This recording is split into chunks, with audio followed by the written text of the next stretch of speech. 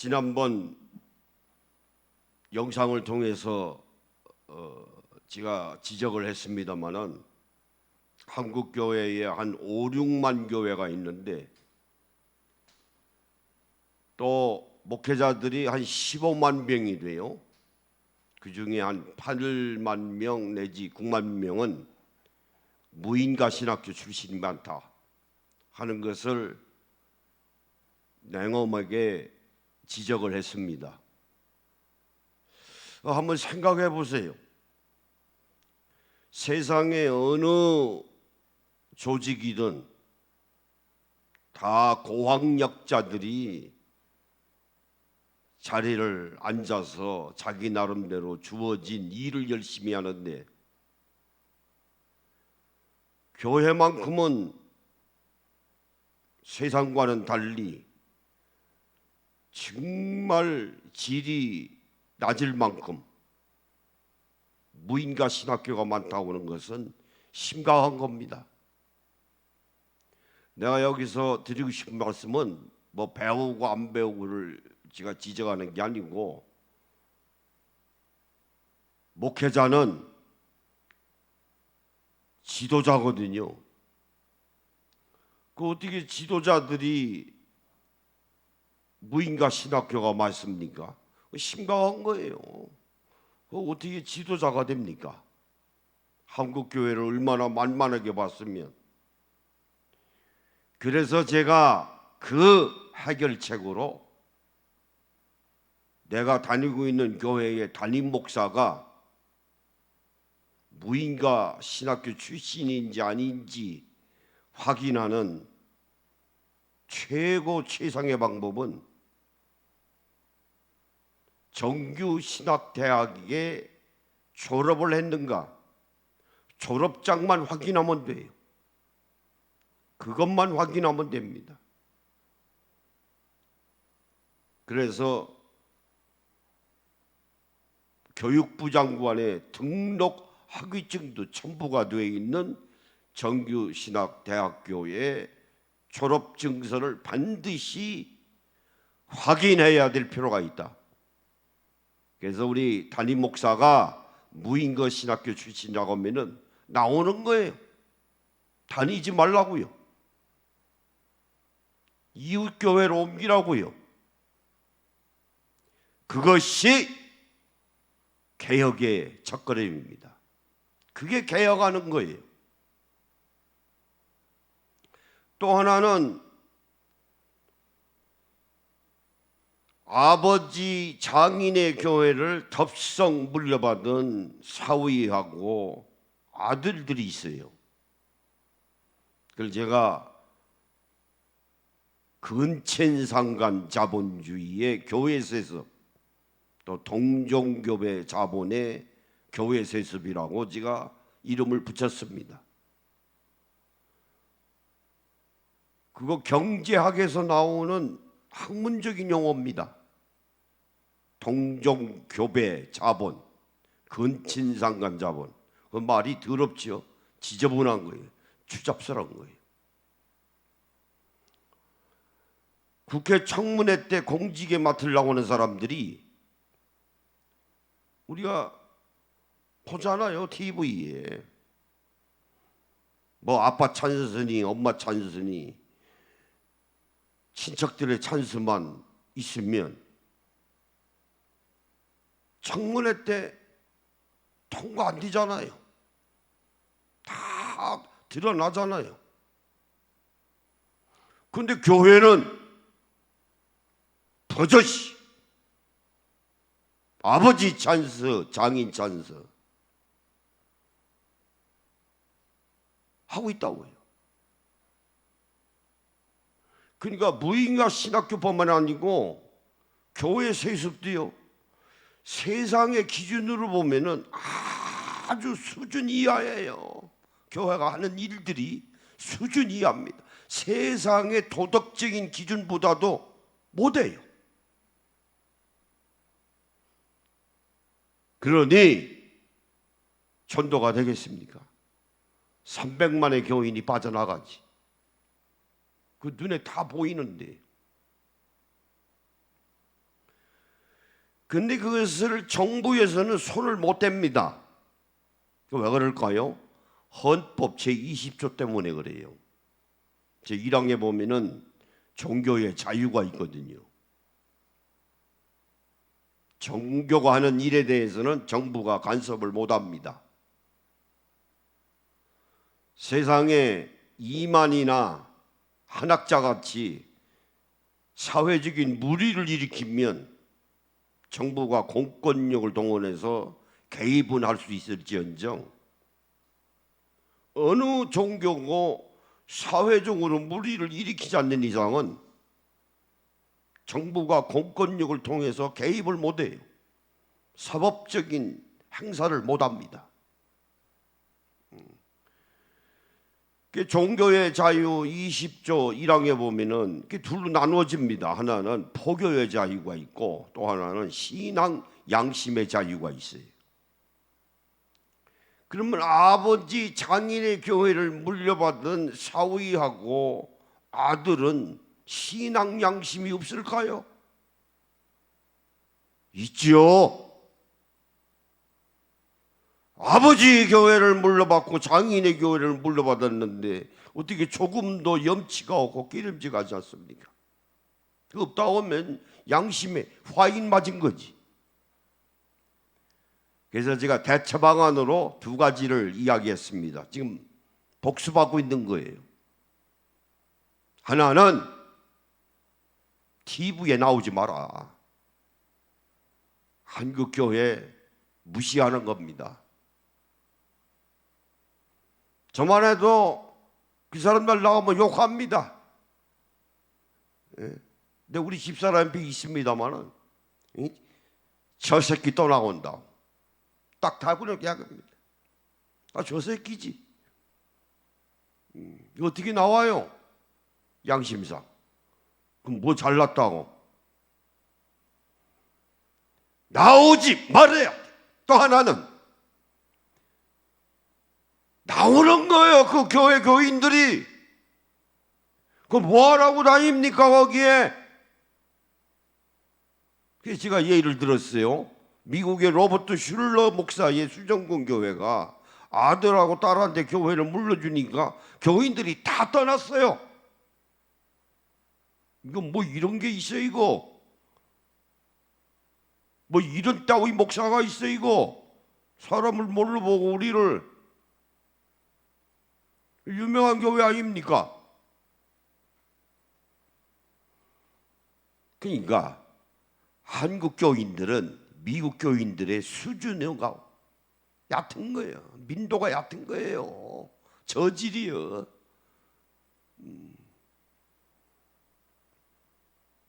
선진국이라고요? 그 미국이니까 선진국이지. 우리가 무슨 선진국입니까? 선진국에 있는 국민들은 나오는 거예요. 깨달으면. 그것이 개혁의 시작입니다. 그것도 개혁하는 거예요. 그 못날 이유 어디 있어요? 제가 여러 가지 역사적인 예를 들어서 설명을 했습니다. 오늘 우리가 살펴보려고 하는 세 번째도 그래요. 지성전 세우는 거하고 교회 차량 운행하는 겁니다. 그것도 하지 말아야 돼요. 그러니까 무인가 신학교하고 교회 세습하는 거하고 지성전 세우고 교회 차량을 운행하는 것은 정말 반사회적인 현상이에요. 사회의 퇴폐를 가져다 주는 거예요. 폐습, 피해 주는 거예요.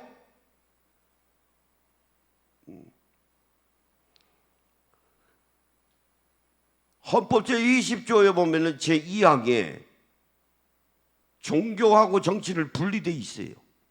그래서 간섭을 못하는 겁니다. 문제는 교회가 자정 능력이 있어야 돼요. 아, 이거 잘못돼서 고쳐야지. 그 스스로 고치는 거예요. 회개하는 거예요. 그걸 우리가 자정 능력이라고 그래요. 그 한국 교회는 자정력이 있는가? 없어요. 전혀 없습니다. 없어요.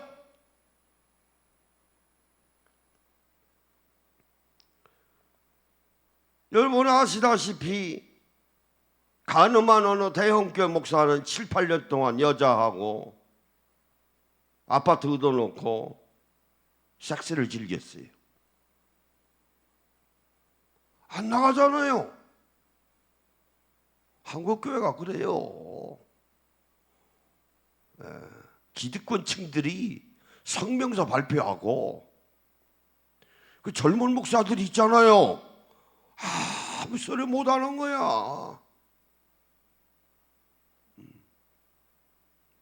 내가 나이만 좀 젊었으면 책을 또 쓰겠는데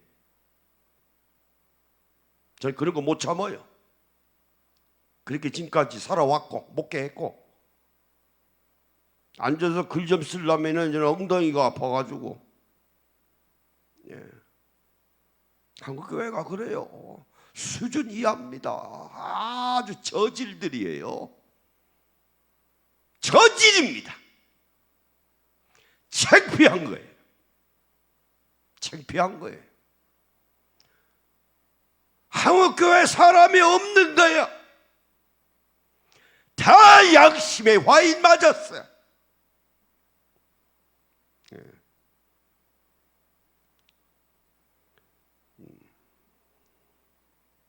내가 지금 틀린 얘기합니까? 나오라고요. 누구든지 하고 싶은 말이 있으면. 그래서 도널드 브러시라고 하는 교수가 진짜 신앙과 가짜 신학이라고 하는 책에서 말합니다. 가짜 신앙이 뭐냐? 첫 번째는 외모 지상주의에 형식주의에 얽매여 있는 사람들, 가짜 신앙이라는 거예요. 맞아요. 맞아요.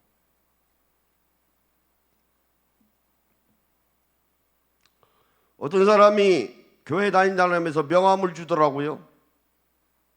내가 가지고 나온다는 게 지금 깜빡 잊었는데, 큰 대형 교회 앞에서 사진을 찍었더라고요. 명함에. 그런 것들이에요.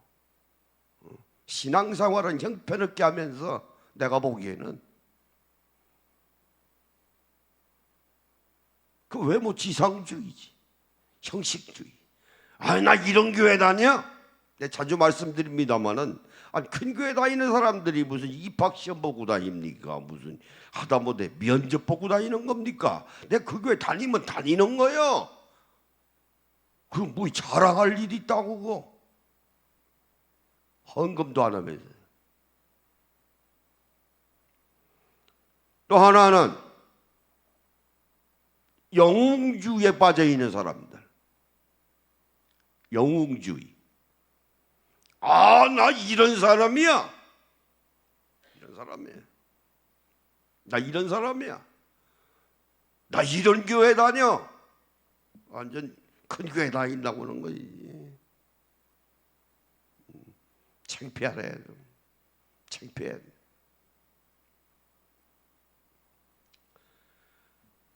또 하나는 도널드 브루시 얘기는 영웅주의하고 외모 지상 형식주의하고 또 하나는 감정주의입니다.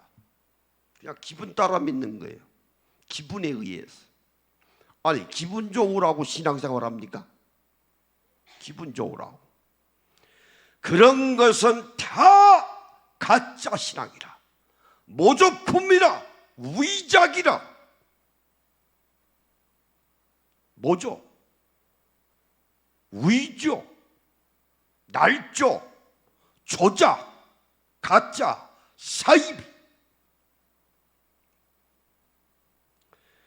우리 한국교회 성도가 1000만 명이라고 하는데 적어도 800만 명은 다 가짜 신앙이에요. 다 모조품이에요. 다 영웅주의, 외모 지상적인 형식주의, 지분에 따라 믿는 사람 다 가짜예요. 가짜는 구원 못 받습니다. 못 받아요. 내가 나중에 또 구원론 얘기하겠습니다마는 구원론도 제대로 가르쳐야 돼. 할 말을 안 합니다. 왜? 교인 떨어질까 봐. 여기까지 왔어요. 제대로 가르쳐야죠. 신학진함에 보면은 총신대죠. 2015년 겨울호에 이런 얘기가 있어요.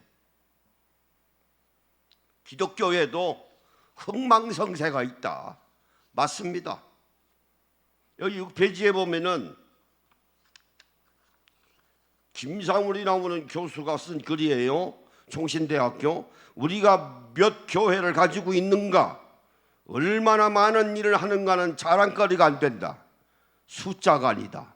아니, 숫자에 신경 쓸 때가 아니다. 천국 사역하는 데 있어서 순수함의 농도와 그 질적인 가치에 관심을 두어야 한다. 교회의 허우대와 겉모습이 아니다. 내적 경건과 내실의 알참이 있어야 한다.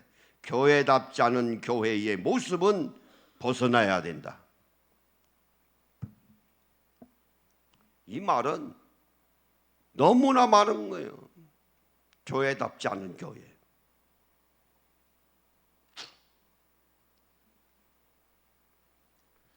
제가 지난번에 유튜브에서 그랬어요. 영상에 대형교회 다니는 사람은 다 개새끼들이라고 그랬어요. 이거 제 말이 아니에요. 이거 욕 아닙니다. 딱 홍길동은 개새끼야, 박문선은 개새끼야 하면은 그건 모욕죄이지만은 불특정 다수에게 전체를 싸잡아서 개새끼 하는 건 모욕 아닙니다. 그렇게 말하는 이유가 있어요. 근데 지난번 얘기했죠. 카나다의 서울대학교 종교학과 출신인데 오광남 교수라고 있어요. 여기 보면은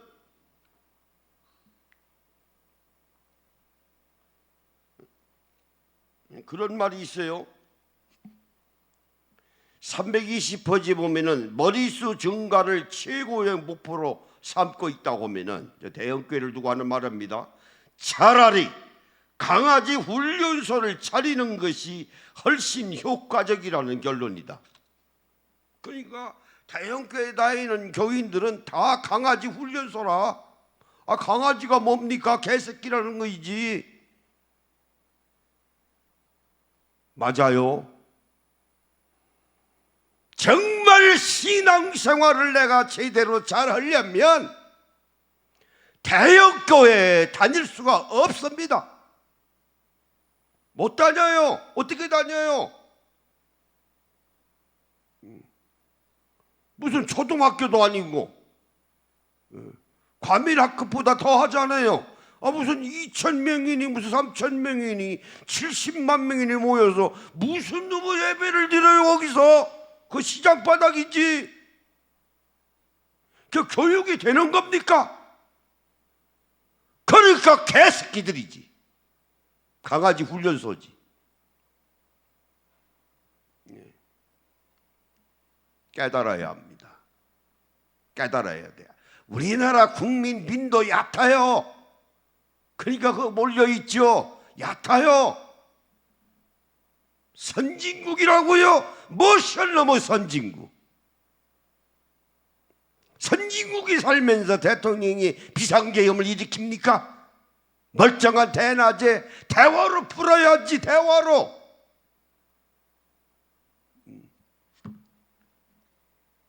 무슨 놈의 선진국이에요. 그러니까 오왕남 교수 하는 말이 하루 강아지 범 무서운 줄 모른다더니 이 강아지 훈련소에 대형교회 교인들은 하루 강아지 진리 무서운 줄 모르는 사람들이 진리가 뭔지 몰라요. 알고 있습니까? 몰라요.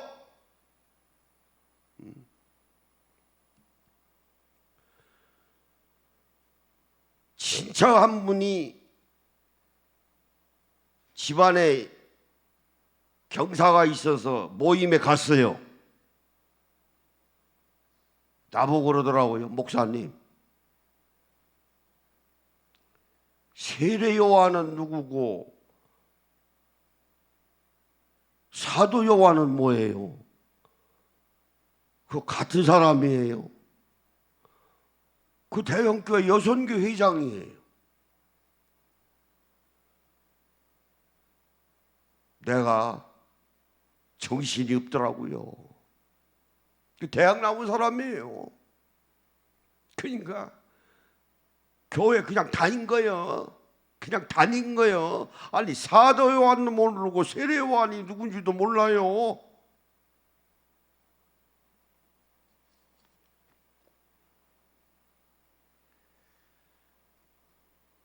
자,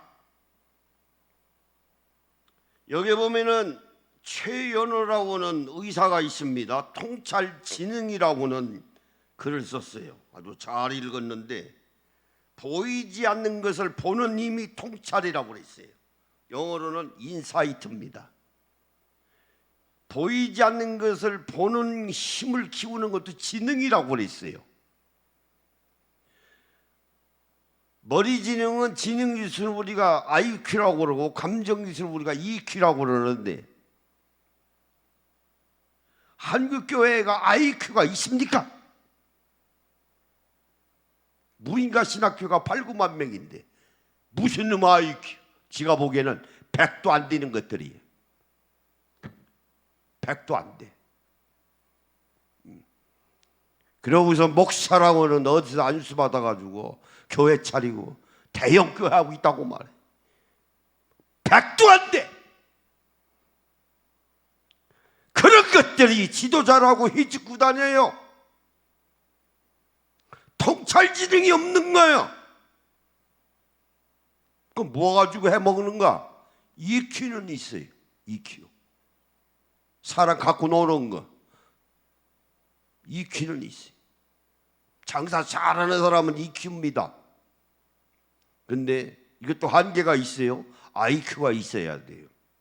EQ하고 IQ보다 더 강력한 것은 통찰지능입니다. 통찰. 보이지 않는 것을 보는 힘. 우리 믿는 그리스도인들에게도 통찰지능이 필요합니다.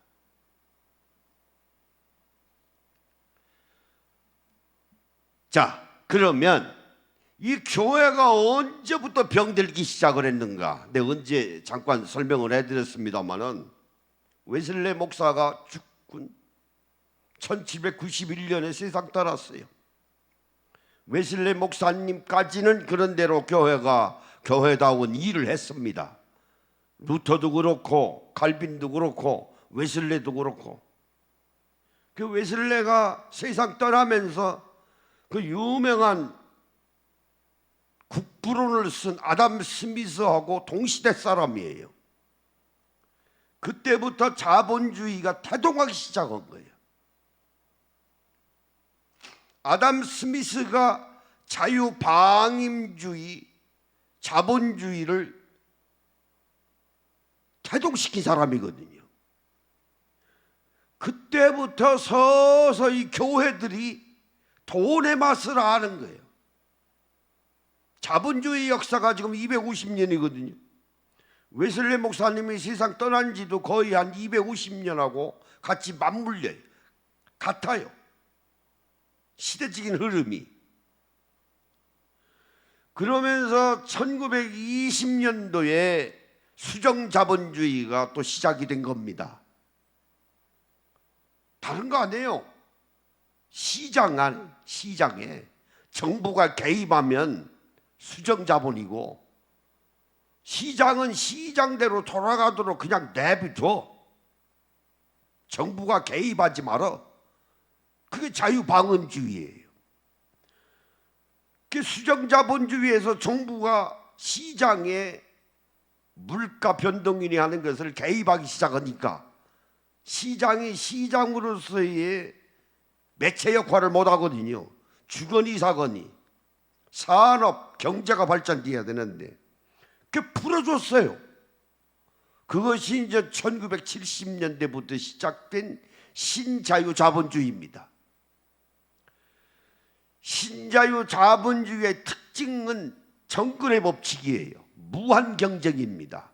승자독식이에요. 먹은 사람이 다 먹어. 강한 사람이 약한 사람을 잡아먹어요. 양육강식이에요.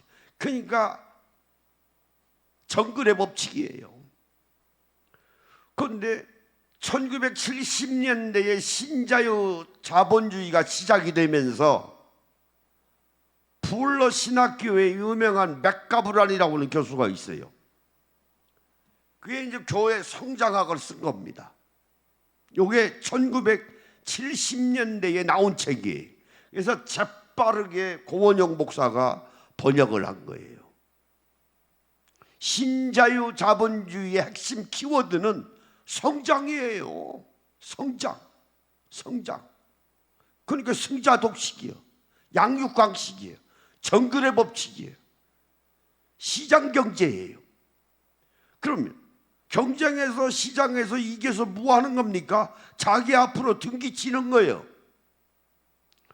그럼 시장 바닥에서 장사를 잘하려면 어떻게 해야 되겠습니까? 경쟁해야 돼요. 무한 경쟁이니까. 경쟁에서 왜 이깁니까? 등기치니까. 그 등기친다고는 말은 뭐예요? 내게 이익이 오니까.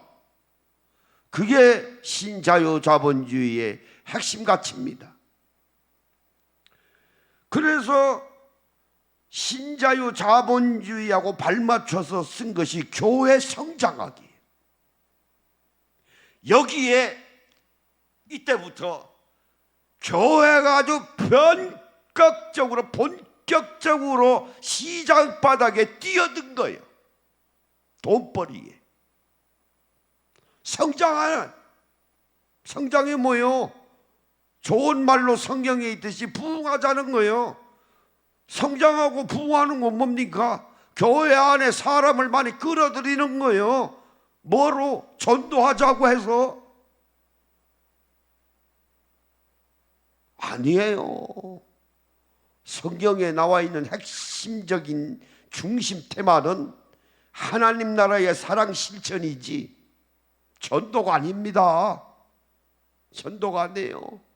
그 전도 얘기할 수밖에 없지. 교회가 한 5, 6만 교회 되다 보니까 경쟁 아니에요. 그 목회가 생존 목회예요. 먹기 살기 위한 목회입니다. 그러니까 전도를 이야기할 수밖에 없지. 자, 교회 성장 원리를 재빠르게 신학적으로 잘 나름대로 정리한 사람이 풀러 신학교의 또 피터 와그너입니다. 성장은 이렇게 하는 거야. 이게 종교 기술이죠. 이게 조영기 목사하고 친구입니다. 내가 자료를 얻다가 잘 스크랩해 놨는데 아무리 찾아도 나오지 않더라고요. 친구지간에 둘이 나오는 대화가 있습니다. 조영기 목사가 피터 와그너 목사 보고 그랬어요. 내가 한국교회 망쳤어. 맞아요. 여의도 교회가 70만 명을 만들어 놓고 거기에 온 교회들이 다 따라간 거예요. 다 따라갔어요. 버스 돌리고 지성전 세우고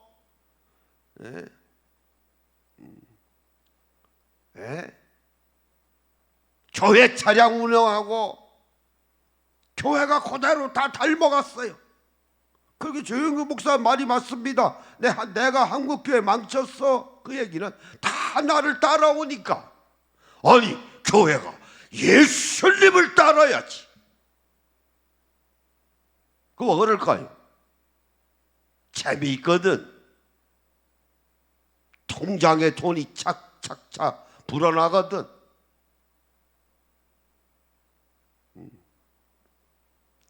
정신 차려야 합니다. 누구 좋은데? 누구 좋아요? 좋아하는 사람은 딱 하나야. 뭡니까? 신앙생활 다 속는 거야. 대형교회 세우면 유익한 사람은 딱 하나야. 믿는 성도는 강아지 개새끼가 돼서 다 이용당하는 거예요. 누구예요? 영웅주의에 빠져있는 담임 목사지. 그러니까 아들한테 남기지, 사위한테 남기지. 한 사람이죠.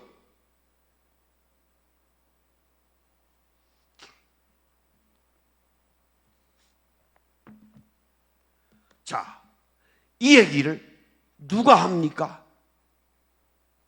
민병서 목사밖에 못해요.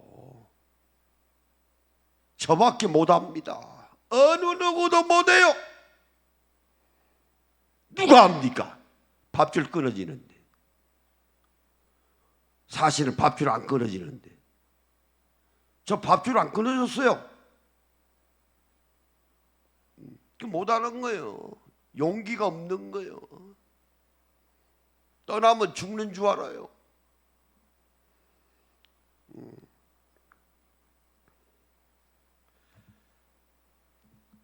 지성전 세우는 거, 그 프랜차이즈지. 뭐 치킨집입니까, 교회가? 교회가 조금 2, 3천 명 모이면요, 교통 좋은 곳에다가 지성전 세워요. 야비한 거지. 거기에도 교회가 있는데. 결국은 또 그놈들이 총회장 헤쳐먹거든. 사람 아니에요. 사람 아닙니다. 목회 아닙니다. 목사 할 수 없어요, 양심상. 그러니까 내가 개새끼니 그놈이니 이 새끼 하는 거예요. 목사가 목사다운 일을 해야 목사라고 그러지. 아니 치킨집 차립니까? 프랜차이즈입니까? 거기 있는 목사는 봉급쟁이에요. 지성전에서 세워지는 헌금은 다 본교회로 끌어올려. 그게 무슨 교회예요? 장사하는 거지. 그러고서 총회장 헤쳐먹으면서 하는 말이 교회 사랑한다고 그러지. 교회 다 헤쳐놓고. 그럼 그 주위에 있는 당하고 있는 젊은 목사는 또 말 한마디 못해요. 왜? 말하면 종교재판 들어가거든요. 내가 광명에서 목회하고 있는데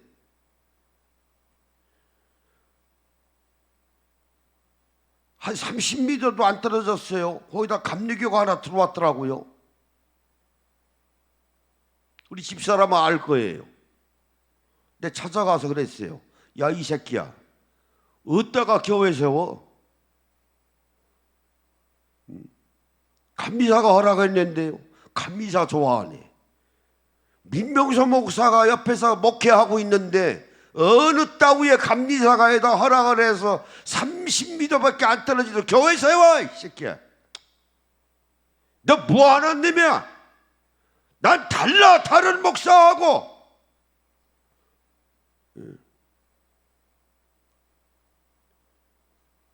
한 달도 안 돼서 다른 데로 가더라고요. 민병서 목사 잘못 끝나랬다 이게. 저 같은 사람이 있어야 돼요. 있어야 합니다. 어느 누구한테도 들어보지 못한 소리. 자, 교회 차량 운행도 마찬가지예요. 노인들, 환자들을 위해서 교회 몇 대 운행하는 것은 이해해요. 있을 수 있죠. 그러나 노선별로 수원에 그따위 교회가 있더라고요. 노선별로 여의도행, 무슨 동행, 무슨 동행. 무슨 버스 주식회사 하는 겁니까? 무슨 교회가 무슨 버스 터미널이에요? 그러고서 교인들은 싹스러워요. 여러분, 이게 교회입니까?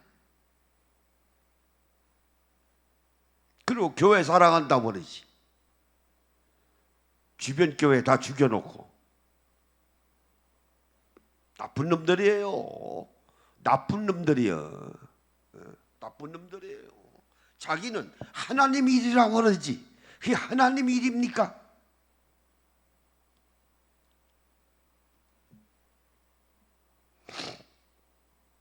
알리스 잭 트라우트라고는 유명한 마케팅 학자가 있어요. 여기 나와요. 여기 나옵니다. 어떻게 마케팅을 하느냐? 독점해야 된다. 싹쓸이 하라 이거예요. 또 하나는 분할의 법칙. 지성전 세우는 거죠. 교회로 말하면 곳곳에. 또 하나는 라인 확장의 법칙이 있어요. 곳곳에 지성전 세우는 것도 라인 확장이지. 그럼 뭐 하는 건가? 성공하는 거예요. 이게 마케팅 불변의 법칙에 나와요. 그러니까 교회가 하는 짓거리들이 세상 마케팅하고 똑같아요. 이거보다 더해.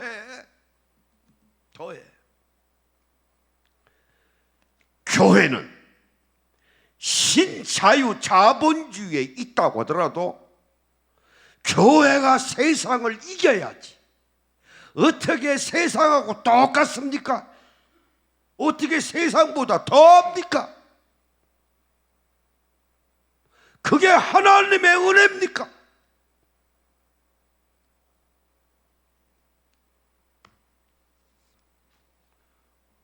자, 독점하는데도 기술이 있어요. 여기 나와요. 다 나옵니다.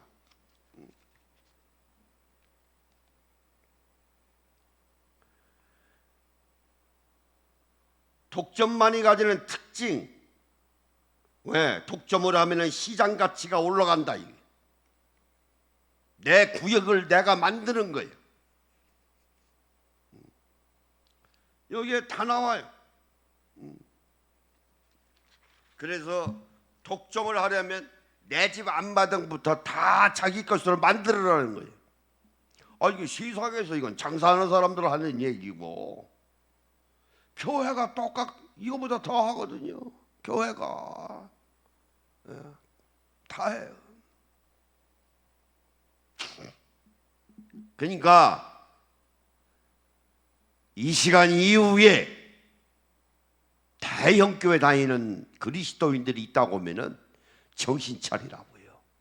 또 듣는 목사님들이 있으면 회개하세요. 회개하시라고.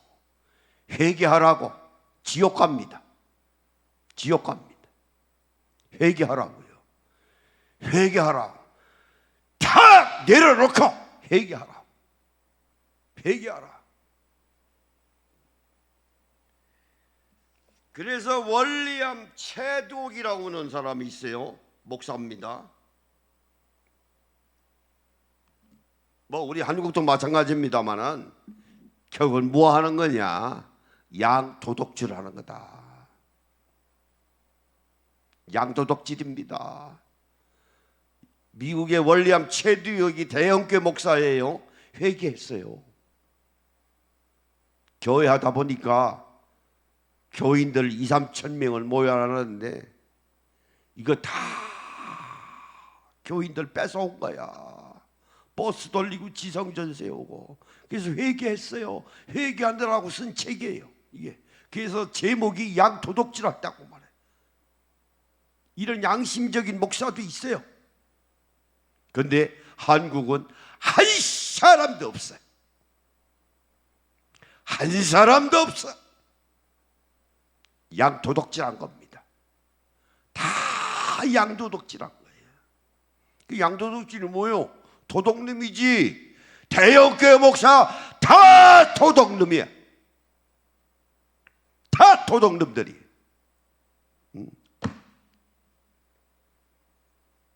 웰렘 최대하게 하잖아요. 얘기 도둑놈들이지.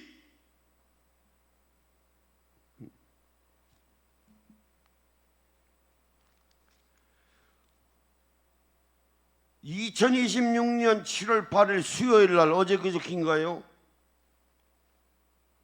이명희라고 하는 국민일보 논설위원 종교 전문 기자가 있어. 나라는 우상을 깨트리고 이제는 영원한 그리스도 생명의 글로 가라. 오늘의 교회의 문제는 나라고 하는 사람들의 우상 숭배에 빠졌다. 나밖에 모른다. 영어로는 나르시시즘이. 물론 자기 사랑 필요합니다. 너무 지나쳐 버리면 자기 우상이에요. 자기밖에 몰라요. 이거 벗어나자는 얘기예요. 벗어나자는 얘기. 자본주의가요 영악합니다. 돈벌이하기 어렵거든요. 옛날에는 남의 것들을 착취해서 노예로 만들어가지고 지주하고 있는 기득권층들이 돈 버는 방법이 있는데, 시대가 흐르다 보니까 배울 거 다 배우고 과학기술이 발달되다 보니까 이게 부자 되는 방법이 어려운 거예요. 그래서 착안을 낸 것이 뭔지 압니까? 내 밑에 있는 사람들을 피곤하게 만드는 거예요. 이걸 우리가 자기 착취라고 그래요. 자기는 착취 안 하면서 자기가 가지고 있는 현상 유지하려니까 내 밑에 있는 사람을 착취하는 거예요. 자기를 착취하게 만들어요. 이것을 간파한 사람이 한국 사람으로 독일에 가서 교수하고 있는 한병철 교수라고 있어요. 여기서 보면은 그거 맞아요. 피로하게 만든다는 거예요. 피로사에. 이거 맞아요. 성공해. 그러려면 적극적이고 긍정적이어야 돼. 이거 나와요. 그게 자기 존중이거든요. 그러면은 잘 되고 잘 살아야 돼. 기도해야 돼. 매달려. 맞아요. 그거 하는 겁니다. 그러나 이것이 시스템으로 조직화가 돼버리면, 이데올로기가 돼버리면 밑에서 신앙생활하는 사람은 피곤한 거예요. 그래서 제목이 피로사이예요. 피로한 거예요. 어렵잖아요. 왜? 다 구조학인데. 네? 다 구조학이잖아요. 네. 이걸 우리가 자꾸 깨부시려고 하는 거 아닙니까? 사회는 세습하고 공정과 공평하게, 시험을 봐도 공정하게 봐야 되고, 우리는 그게 안 되잖아요. 피로. 이게 성도들을 들들 볶는 거예요. 들들 볶는 거예요. 되지도 않는데. 그것이 기득권층들의 영악한 자본주의의 획책술입니다. 여기 필요해. 그래서 사람들을 우울증에 걸게 만든다는, 우울하게 만드는 거예요. 그런 시대에 우리가 살아갑니다. 자, 신자유 자본주의 시대입니다. 시장 경제에서 경쟁하고 이기에서 이득이 남기면 자기 앞으로 등지기 치는 거예요. 그 권력이 많으면 금력이 생기고, 금력이 많으면 권력이 생겨요. 그 어디서 나오는 거예요? 부자가 되는 거예요. 교회 안에 이것이 들어와 버리면 하나님이 일하는 것이 아니고 사탄의 꼬임에 빠져서, 사탄의 유혹에 맞아서 사탄의 종도로 타는 거예요. 이게 마태복음 4장 1절에서 11절에 있어요. 예수님이 40일 금식하고 성령님의 인도함을 받아서 광야로 가서 사탄이 유혹을 세 가지를 받지 않았습니까? 이 돌을 떡덩이로 만들어 부자가 되게 하는 거예요. 부요함. 두 번째는 성전 꼭대기에서 뛰어내려, 이게 뭐예요? 권력을 시험하는 거예요. 세 번째는 산으로 끌고 올라가서 천하만국과 영광을 보여. 그럼 내게 엎드려 절해. 그럼 천하만국의 영광을 내가 너에게 주리라. 그 예수님은 사탄의 유혹을 다 이겨냈어요. 오늘의 교회들이 또 하나는 권력, 하나는 또 명예, 명성, 다 사탄의 유혹이 넘어가는 거야. 다 여기에 매여 있는 게, 그걸 하나님이 일이라고 생각을 해요. 예수님에게 삶에 포커스를 맞춰 놓으면 전혀 방향이 다른데,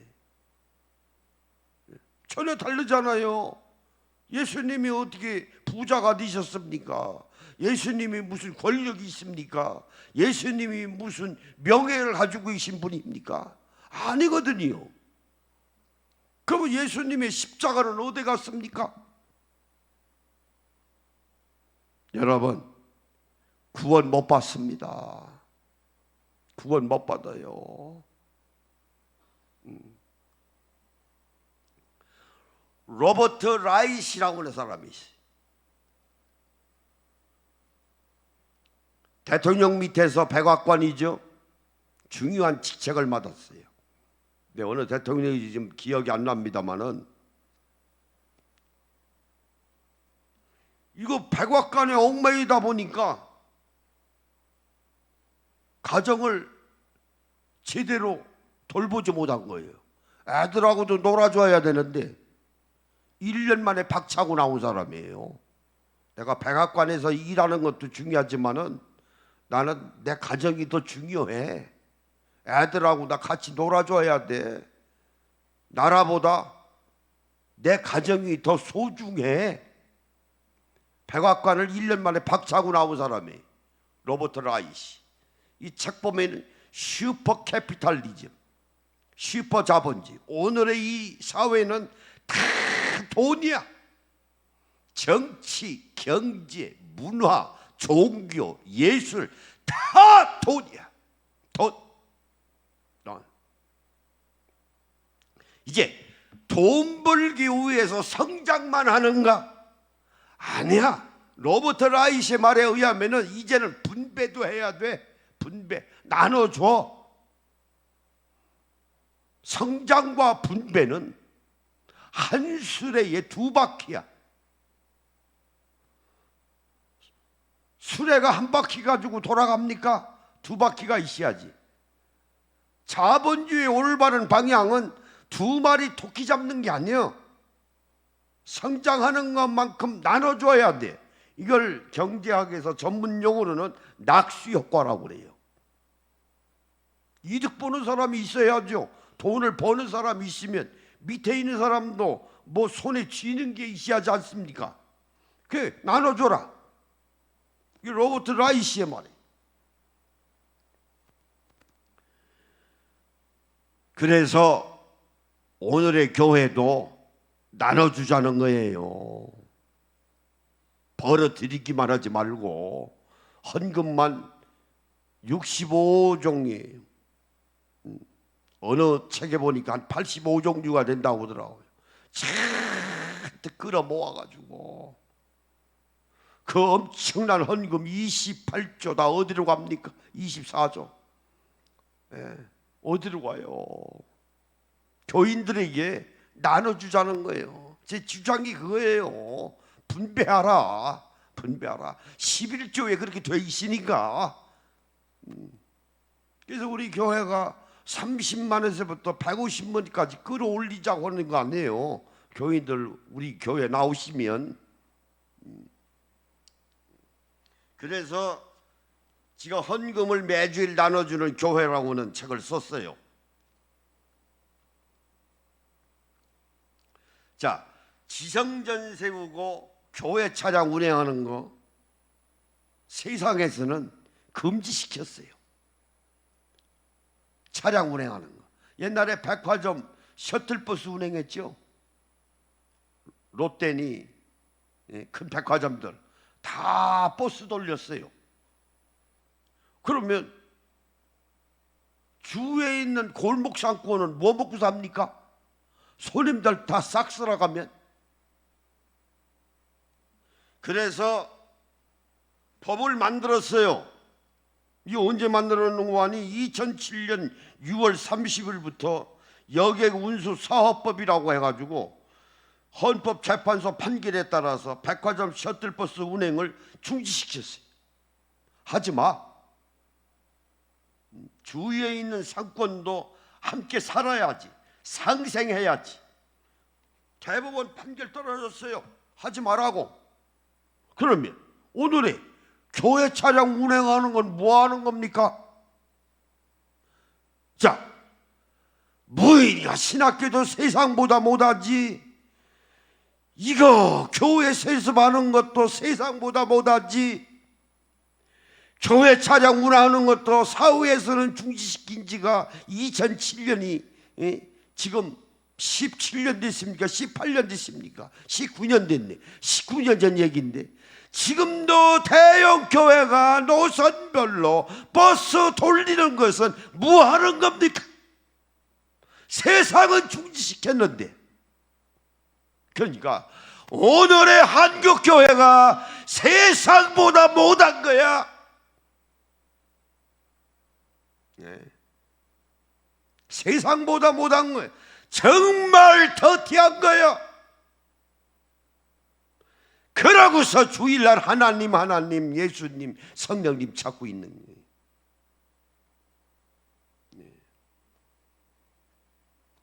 하나님이 웃으십니다. 웃으세요. 그러니까 300만 명이 다 빠져나갔지. 교회가 교회 같지 않으니까. 하늘 꼬락서니 보고 나간 거예요. 이건 뭐 이런 따위 교회가 있어. 앞으로 더 늘어납니다. 정신 차려야 돼요.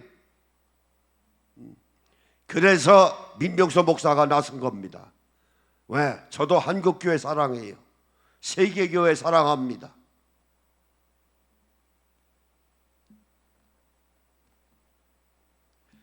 교회가 살아나려면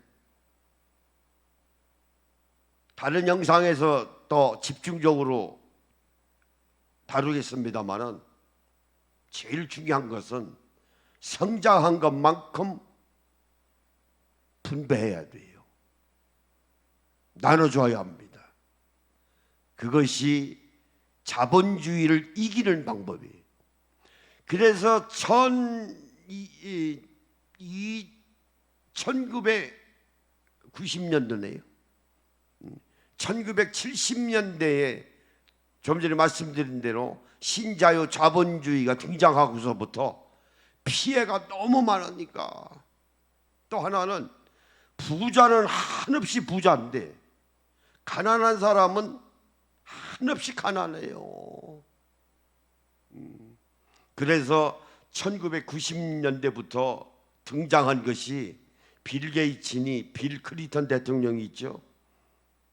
또 찰스 테일러, 마이크 샌들 같은 주류 경제학자들이 나서기를 이제는 공동체주의가 나와야 된다. 공동체 자본주의.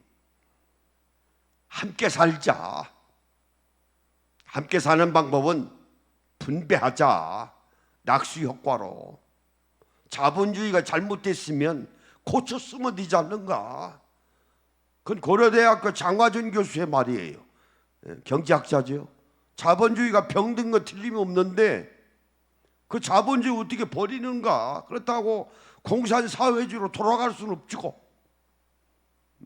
그거 채택할 수는 없고. 그러면 자본주의가 병들었으면 고쳐 쓰면 되잖아요. 그 말이에요. 그러니까 자본주의에 언급 붙어가지고 한국교회 여기까지 왔으니까 한국교회 버릴 수 없잖아요.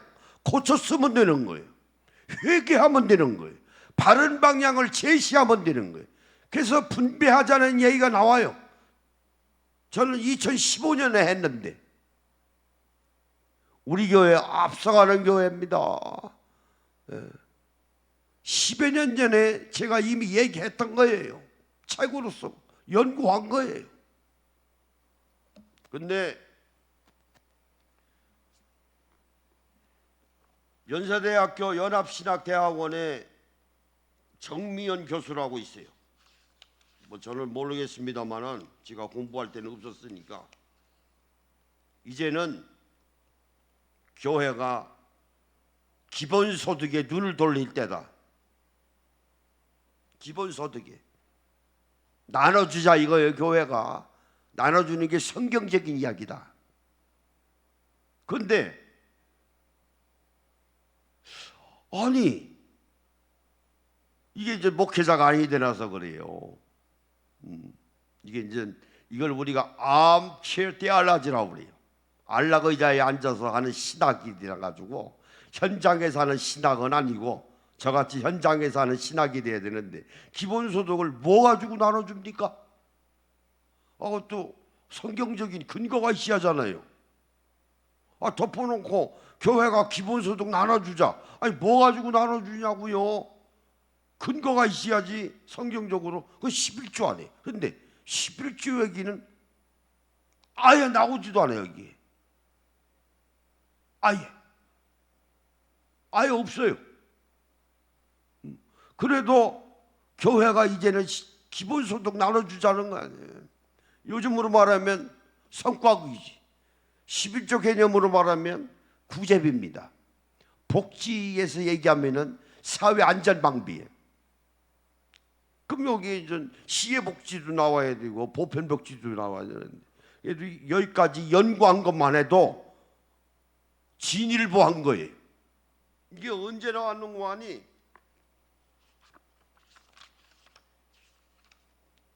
어렵게 썼더라고요. 2022년도에 나온 거예요. 신학자들이 여러 명이 모여가지고 한국교회 기본소득을 말하다. 신과 악마 사이라고 해서 헐머트 틸리케라고는 유명한 독일 신학자가 있습니다. 우리 그리스도인들은 날마다 하나님과 사탄 사이를 거닐고 있다고 그랬어요. 여기에 틸리케 교수는 얘기합니다. 교회가 물질에 매여 있으면 그 교회는 사탄의 종로로다. 사탄의 올가매 있다. 맞아요. 맞습니다. 사탄이 하나님 교회 아니에요. 사탄 교회지. 그 물질을 어떻게 해요? 나눠줘야지. 나눠줘야지. 안 나눠주잖아요.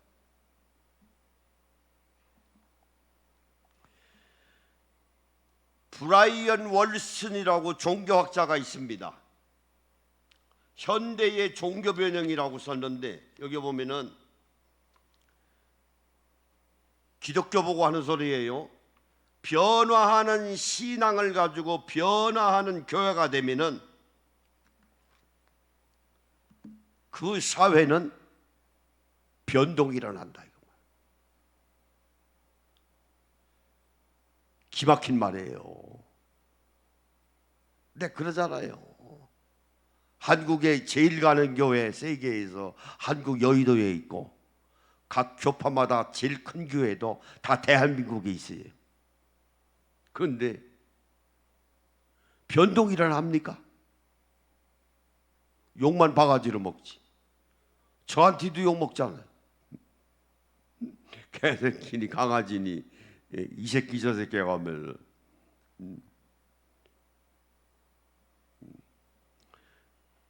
여러분 그래야 자격받습니다. 자극받아요. 목사라고 해서 점잖하게 하면은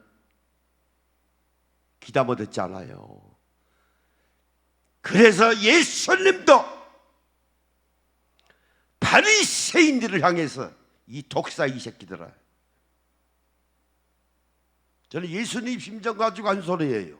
나 감정 없어요. 무슨 감정이 있습니까? 만나보지도 못한 사람들이. 예수님도 하신 거요. 바리새인들에게 이 독사의 새끼들아. 저는 점잖하게 한 거예요. 그래도 저는 사탄의 새끼들하고 얘기 안 했어요.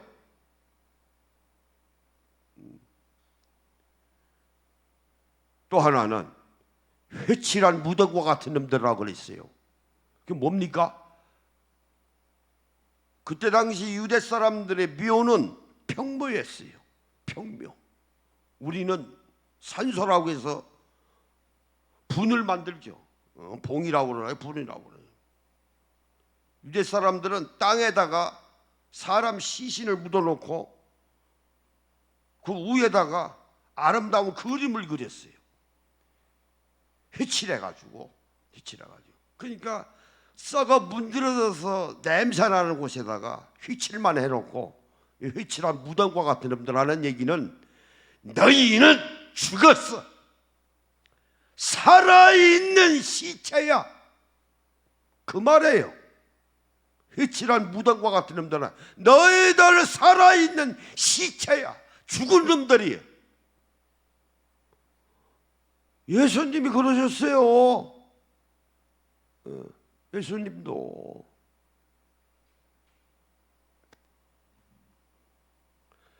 교회가 다른 건 거두절미하고 교회에 들어와 있는 헌금을 교인들에게 나눠주는 것만 해도 변동이 일어납니다. 교인들 살만 나요. 예수 믿음은 이런 것이다. 변화가 일어납니다. 나를 사랑하는 우상 숭배가 벗겨져요. 왜? 하나님 사랑하는 것만큼 이웃 사랑하니까. 그래서 제일 해준 교회는 할 일이 많습니다. 가야 할 길이 멀어요. 또 하나는 그렇게 가야 할 길도 멀지도 않아요. 또 한편으로 보면 가까울 수도 있어요. 그래서 꾸준히 영상 제작하는 거예요. 우리 문재전 권사가 열심히 수고하는데 하나씩 1년이면 옷이 2개가 쌓입니다. 1년, 2년이면 100개가 쌓여요. 다른 거하고 달라서 유튜브는 우리가 지우지 않으면 역사적인 자료가 됩니다. 그래서 정말 주님이 원하시는 교회, 우리는 그 방법론을 다 아니까. 그래서 우리 다음 시간에는 왜 세계 교회가 사람 숫자, 교인들이 자꾸 줄어드는가, 그 대처 방안은 없는가? 있어요. 근데 지금 교회가요, 세계 교회도 그렇고 진단을 잘못 내려요. 그러니까 답을 또 못 내놓고 있어요. 그래서 정확한 진단, 왜 교인들이 나가는가, 또 하나는 그것을 이겨내는 대처 방안은 없는가 하는 것을 생각하는 시간을 갖도록 하겠습니다.